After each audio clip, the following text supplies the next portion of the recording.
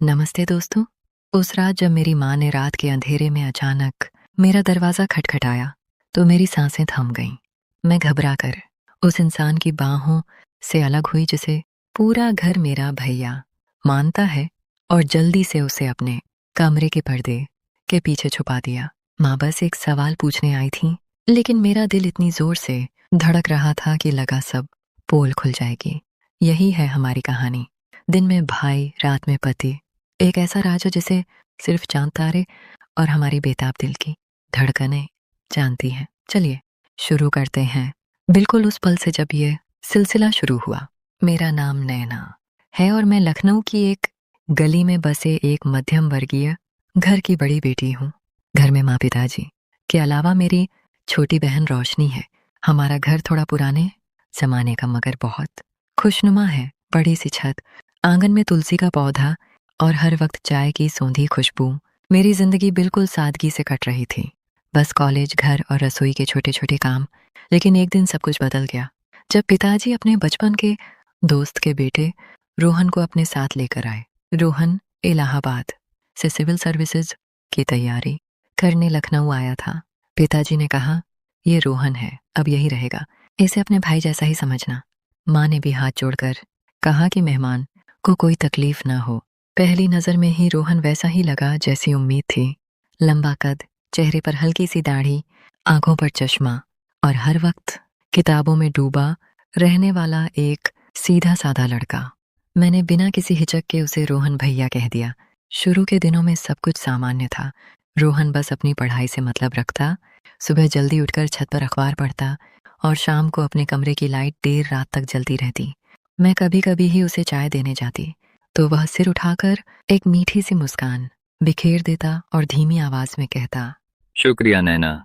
बस इतनी सी बात पर मेरे दिल में एक अजीब सी गुदगुदी होती जिसे मैं बार बार नजरअंदाज करने की कोशिश करती। मुझे लगता कि वह तो भैया है, ऐसा सोचना भी पाप है, लेकिन दिल तो दिल है, वह कहाँ मानता है। धीरे धीरे उसकी आदतें मुझे अपनी ओर खींचने लगीं। बारिश के एक दिन जब वह भीगता हुआ घर लौटा और उसकी सफ़ेद शर्ट उसके तंदुरुस्त शरीर से चिपक गई थी तो मैंने अपनी नज़रें चुरा लीं। लेकिन एक पल के लिए जो सिहरन दौड़ी वह पहला इशारा थी। फिर एक दिन मैंने देखा कि वह आंगन में तुलसी को पानी दे रहा है और उसकी पेशानी पर पसीने की बूंदें चमक रही हैं तो मेरे हाथ अपने आप एक गिलास पानी लाने को हुए। उस वक्त मेरी माँ वहीं बैठी थी तो मैंने मुस्कुराकर कहा, भैया ठंडा पानी लीजिए। उसने आंखें उठाकर ऐसे देखा जैसे कह रहा हो, काश तुम मुझे भैया न कहो। उस नज़र ने मेरी रूह हिला दी। रात को जब सब सो जाते मैं अक्सर करवटें बदलते हुए उसके बारे में सोचती। मेरा कमरा उसके कमरे के ठीक बगल में था और दीवार पतली थी।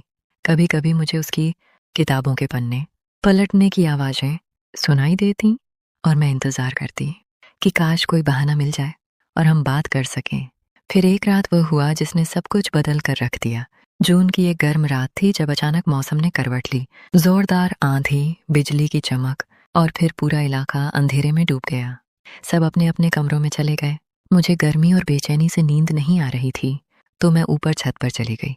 बारिश की बूंदाबांदी हो रही थी और हवा में मिट्टी की सौंधी खुशबू घुल चुकी थी। जब मैं छत पर पहुंची तो देखा कि रोहन वहां बैठा आसमान को देख रहा था। अंधेरे में उसकी आंखों की सफेदी चमक रही थी। मेरा दिल बैठ गया, लेकिन एक अजीब सी खिंचाव ने मुझे उसकी तरफ बढ़ने पर मजबूर कर दिया। तुम भी सो नहीं पाई? उसने मेरे कदमों की आहट सुनते ही बिना मुड़े पूछा। गर्मी से नींद नहीं आ रही, मैंने सहमते हुए जवाब दिया और पास रखी। एक टूटी हुई कुर्सी पर बैठ गई। बातों की शुरुआत हुई तो बस होती ही गई। पहले पढ़ाई, फिर शहर, फिर ख्वाबों की दुनिया। न जाने कैसे उसने अपना हाथ बढ़ाया और मेरी उंगलियां धीरे से थाम लीं। बिजली की एक कौंध हुई और मैंने उसकी आंखों में वह देखा जिसे हमेशा महसूस करने से डरती थी, एक बेताब चाहत। मेरे रोंगटे खड़े हो गए। मैंने सांस घुटती हुई महसूस की और बुदबुदाई, भैया आप। उसने मेरी ठुड्डी को अपनी उंगलियों से पकड़कर मेरा चेहरा ऊपर उठाया और बहुत पास आकर धीमी भर्राई हुई आवाज में कहा, मुझे अब भैया मत बुलाओ नैना, सुनते सुनते मर जाऊंगा। समझ लो कि आज के बाद मैं तुम्हारा भाई नहीं रहा। और फिर उसने मेरे माथे पर इतने प्यार से गीले होंठ रखे कि मेरी आंखें अपने आप बंद हो गईं। उस पूरे एक पल में न मजहब था न दुनिया, बस एक लड़की थी और एक लड़का। पहली बार हमने एक दूसरे को दिल की नज़रों से देखा और अपना मान लिया। उसके बाद बिजली लौट आई, लेकिन हमारे दिलों में जो करंट दौड़ चुका था वह कभी बंद नहीं हुआ। उस रात के बाद हमारी जिंदगी दोहरे चेहरों में बढ़ गई। दिन ढलते ही जब घर वालों की गहरी सांसों की आवाज़ें आने लगती तो या तो मैं चुपके से उसके कमरे में चली जाती या फिर वह छत के पीछे वाले हिस्से में इंतजार करता। वहाँ तारों की छांव में हम घंटों बैठे रहते, कभी बातें, कभी बस हाथों में उलझी हुई उंगलियां और कभी ऐसी खामोशी जो 1000 अल्फाज बोल जाती।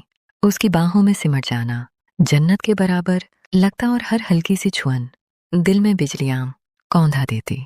हमारे इश्क को बस रात का अंधेरा और बरगद के पत्तों की सरसराहट देखती थी, लेकिन सुबह का सूरज निकलते ही हम दोबारा भाई बहन बन जाते। जैसे ही माँ की आवाज़ आती, नैना भैया को नाश्ता दे दें, तो मैं तपाक से जवाब देती और नाश्ते की थाली लेकर उसके आगे रख देती। सबके सामने मेरी आवाज़ में बिल्कुल वही आदर भरा लहजा होता जो एक बहन का होता है। लेकिन उन लम्हों में हमारी नज़रें एक दूसरे से टकराती और मैं उसकी आंखों में वह रातों की चमक पहचान लेती जो सिर्फ मेरे लिए थी। कभी कभी वह सबके सामने मुझे पानी लाने को कहता और जब मैं गिलास पकड़ाती तो बड़ी शैतानी से मेरी हथेली पर उंगली फेर देता। मेरे पैरों तले जमीन खिसक जाती और चेहरा लाल हो जाता, लेकिन मैं बड़ी मुश्किल से खुद को संभाल कर कहती, भैया ध्यान से पीजिए।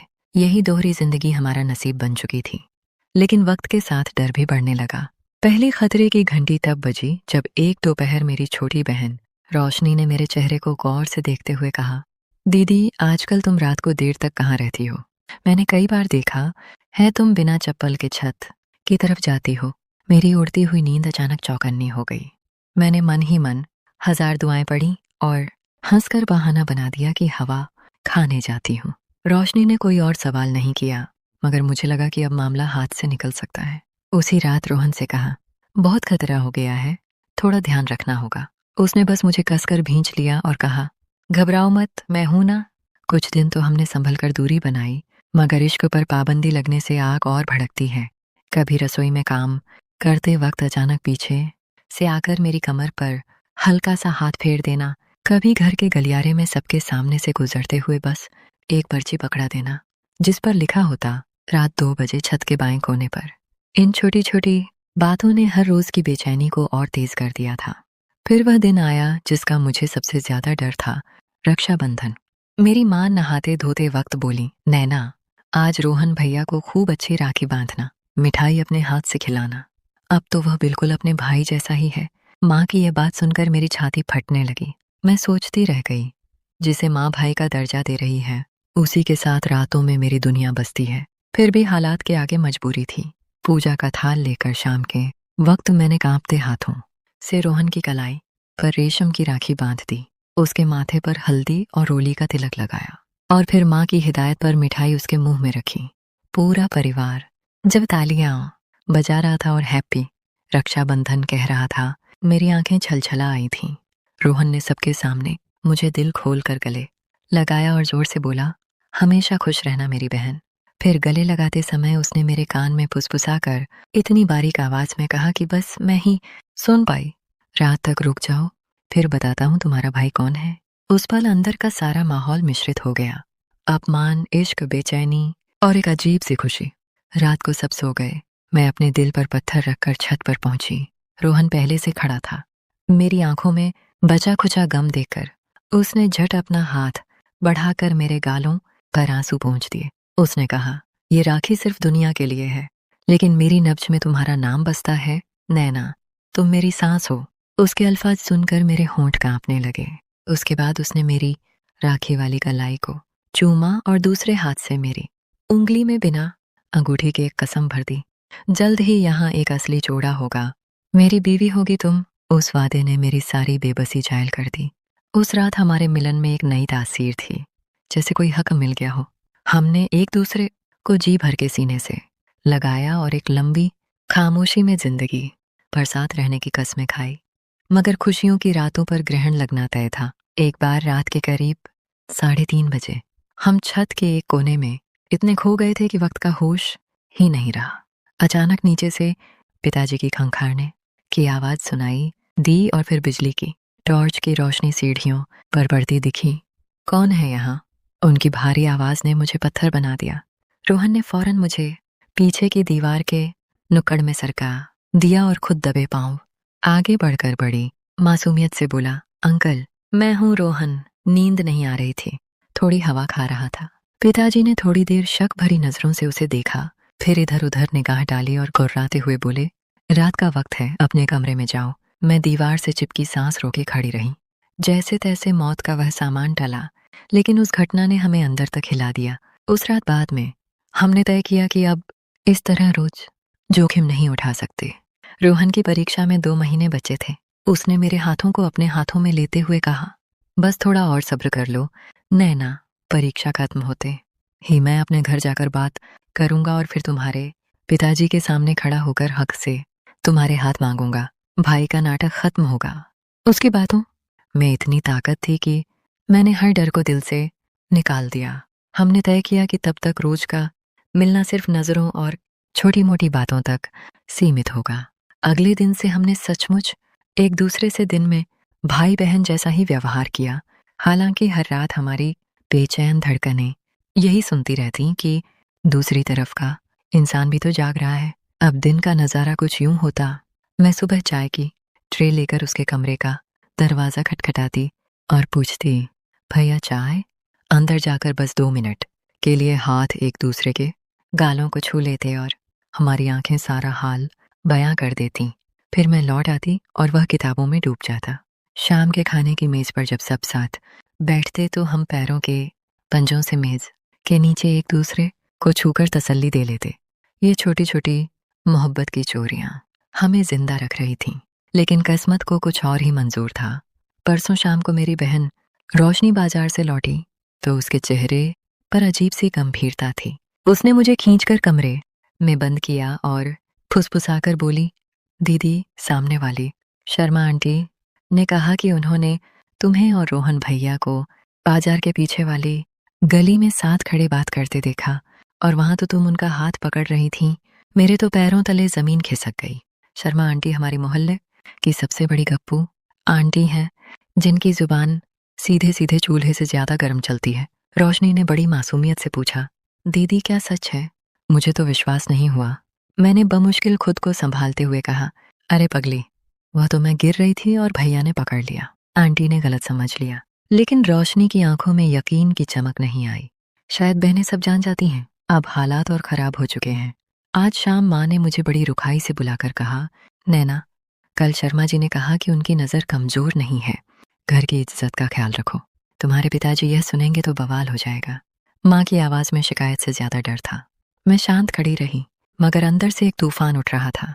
क्या हमारी खूबसूरत मोहब्बत बस इन गली मोहल्ले की जुबानों की वजह से खत्म हो जाएगी?